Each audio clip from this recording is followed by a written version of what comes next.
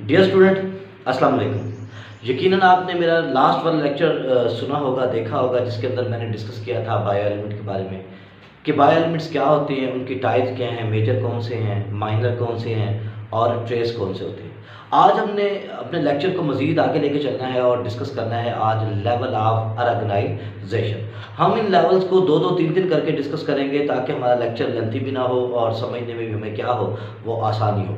देखिए, level of organisation की बात की जाती है कि जानदारों की दर्जाबंदी करना, बायोलॉजिकल ऑर्गेनाइजेशन के जानदारों की जब दर्जाबंदी की बात की जाती है, लेवल ऑफ ऑर्गेनाइजेशन की बात की जाती है, तो जानदार सिंपल नहीं है, इसीलिए इनकी ऑर्गेनाइजेशन भी सिंपल नहीं होती। जानदारों की जो ऑर्गेनाइजेशन होती है वो कम्प्लेक्स होती है, क्योंकि इसमें इनॉर्मस केमिकल रिएक्शन हो रहे होते हैं। ना सिर्फ इसके अंदर इनॉर्मस केमिकल रिएक्शन हो रहे होते हैं, बल्कि इसके अंदर मेटाबॉलिज्म वगैरह के साथ साथ जो है इसके अंदर क्या होता है, इसके अंदर जो बनावट है वो भी क्या होती है, कम्प्लेक्स होती है। और बनावट के साथ साथ इसमें डिवीजन ऑफ लेबर होती है, यानी कि हर सेल अपना अपना काम कर रहा है। सेल के अंदर मौजूद जो ऑर्गेनेली हैं वो अपना काम कर रहे हैं, जो एलिमेंट हैं उनकी ख़ास पर्टिकुलर प्रॉपर्टी हैं जो हम लास्ट लेक्चर के अंदर डिस्कस कर चुके हैं कि उसमें क्या होती है। तो इसका मतलब ये है कि लेवल ऑफ बायोलॉजिकल ऑर्गेनाइजेशन की बात की जाती है तो लेवल जो है ऑर्गेनाइजेशन, वो जो जानदारों के, वो इतनी सिंपल नहीं होती, वो कम्प्लेक्स होती है। क्योंकि जानदार जो भी है वो क्या होता है, एक हाईली, ठीक है ना, वो compose highly complex structure protoplasm पर मुश्तमिल होता है। ये प्रोटोप्लाज्म एक सब्सटेंस होता है जो लिविंग मैटर होता है, और इसमें लिविंग होने की वजह से इसकी प्रॉपर्टी क्या होती रहती है, वेरी होती रहती है, केमिकल रिएक्शन क्या है वो होते रहते हैं, और उसके अलावा इसकी कंपोजिशन में भी फ्लक्चुएशन आती रहती है। इसलिए इसकी जो लेवल ऑफ ऑर्गेनाइजेशन है वो जानदारों की कम्प्लेक्स है। इसीलिए जब हम जानदार के स्ट्रक्चर को, फंक्शन को डिस्कस करते हैं तो हम उसे मुख्तलिफ किस्म के लेवल पर डिवाइड कर देते हैं। आज जो हमने डिस्कस करना है पहला लेवल, वो हमारे पास लेवल है क्या चीज़, वो है एटॉमिक एंड सब एटॉमिक लेवल। जब हम जानदारों को स्टडी करेंगे एटॉमिक लेवल पर, या उसे जो है वो सब एटॉमिक लेवल पर डिस्कस करेंगे, तो हम उसे कहेंगे एटॉमिक एंड सब एटॉमिक लेवल। एटम क्या होता है? देखिए, एटम जो है वो किसी भी एलिमेंट का स्मॉलेस्ट पार्टिकल है, किसी भी एलिमेंट का स्मॉलेस्ट पार्टिकल जो उस एलिमेंट की प्रॉपर्टी को रिटेन करे। इसलिए हम कहते हैं एटम क्या होता है, smallest particle that retain property of the element. वो छोटे से छोटा पार्टिकल जो क्या करता है, उस एलिमेंट की प्रॉपर्टी को रिटेन करता है और प्रॉपर्टी इम्पार्ट करता है, कंपाउंड के अंदर देता है या ऑर्गेनिज्म के अंदर, तो हम उसे कहते हैं कि ये क्या है, ये असल में है एटम। फिर हम जानते हैं कि एटम जो है वो मुश्तमिल होता है क्या चीज़, वो आगे मुश्तमिल होता है पार्टिकल पर। और ये पार्टिकल कौन से होते हैं, ये प्रोटॉन होते हैं, ये न्यूट्रॉन हैं और ये इलेक्ट्रॉन है। अब हम सोच रहे होंगे कि ये प्रोटॉन न्यूट्रॉन कैसे मैटर करते हैं, क्योंकि अगर आप देखें तो हम एक फिनोमेना पढ़ते हैं जिसे हम नाम देते हैं आइसोटोप्स।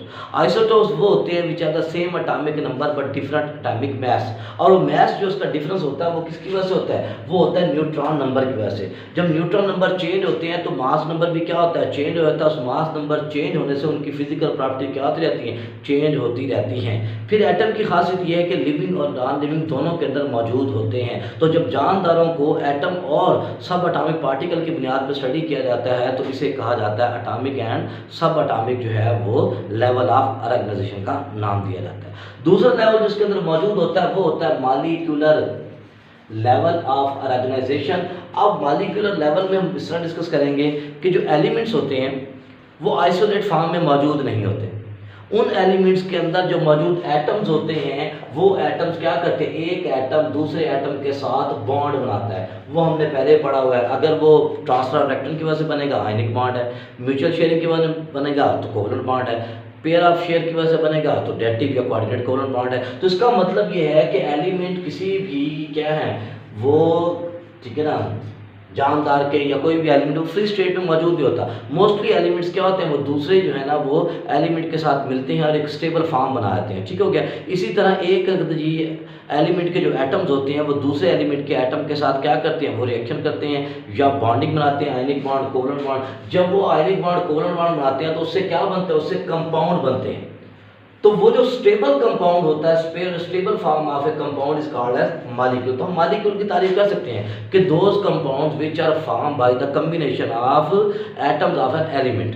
जब क्या होता है, एलिमेंट आपस में मिलते हैं, मिलने के बाद बॉन्डिंग बनाते हैं, बॉन्ड बनाने के बाद जो स्टेबल फॉर्म बनाते हैं हम उसे मॉलिक्यूल का नाम दे देते हैं। तो इसको हम स्टडी क्या करेंगे, डेफिनेशन क्या करेंगे, the study of organism on the basis of structure and composition of molecule. जब हम जानदारों को उनके स्ट्रक्चर, मालिक्यूल के स्ट्रक्चर, कंपोजिशन के लेवल पर स्टडी करेंगे तो हम उसे कहेंगे कि कौन सा लेवल है, ये मालिक्यूलर लेवल है। अब मालिक्यूलर लेवल की आगे क्या है, वो टाइप्स हैं। ये पेपर में अक्सर क्वेश्चन आ रहा था, डिफरेंशिएट बिटवीन, ठीक है, माइक्रो एंड मैक्रो मालिक्यूल। अब ये टाइप क्या है, ये इनके मालिक्यूलर वेट की वजह से हैं। तो मालिक्यूलर वेट के हिसाब से मालिक्यूल कितने किस्म के हुए, दो किस्म के।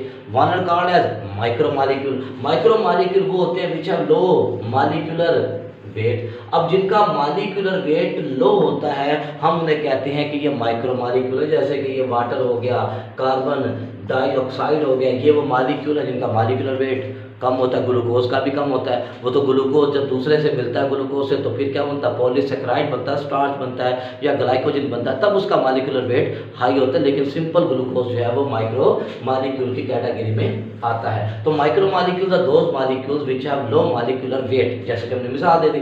फिर मैक्रो कौन से होंगे, macro molecules are those molecules which have high molecular weight. जैसे कि मैंने अभी आपको स्टार्च का बताया है, ग्लाइकोजन का बताया है, ठीक हो गया ना। इसी तरह पॉलीपेप्टाइड चेन्स होती हैं अमीनो एसिड्स की, तो ये क्या होती है, ये मैक्रो मालिक्यूल्स होते हैं जिनका मालिक्यूलर वेट क्या होता है, वो ज़्यादा होता है।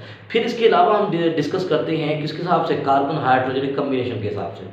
और वो हम डिस्कस करते हैं इस तरह कि हम कहते हैं कि मालिक्यूल्स की टाइप क्या होती है, वो हो सकती है ऑर्गेनिक। ऑर्गेनिक वो होते हैं जिसमें कार्बन और हाइड्रोजन लाजमी होते हैं दोनों, और हाइड्रोजन और कार्बन की वजह से अब ऑर्गेनिक को क्या कहते हैं, हाइड्रोकार्बन्स का नाम भी देते हैं। और इनऑर्गेनिक वो होते हैं जिसमें कार्बन हाइड्रोजन के साथ और एलिमेंट भी मौजूद होती हैं और बाद दफा इनका दोनों का इकट्ठे होना कंपलसरी नहीं है। तो जब जानदार को एटम की बुनियाद पर स्टडी किया जाता है या सब अटामिक लेवल क्या होता है, पार्टिकल की बुनियाद पर स्टडी किया जाता है, तो उसे अटामिक एंड सब अटामिक पार्टिकल्स या सब अटामिक लेवल कहते हैं। फिर यही हमारे पास जो एटम्स होते हैं ये आपस में क्या होता है, लाइक कंबाइन होते हैं, एलिमेंट बनता है। एलिमेंट फ्री स्टेट में मौजूद नहीं होते।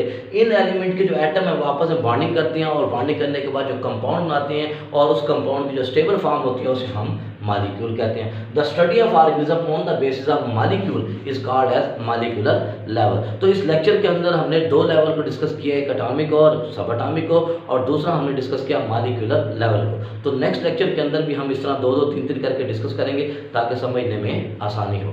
शुक्रिया।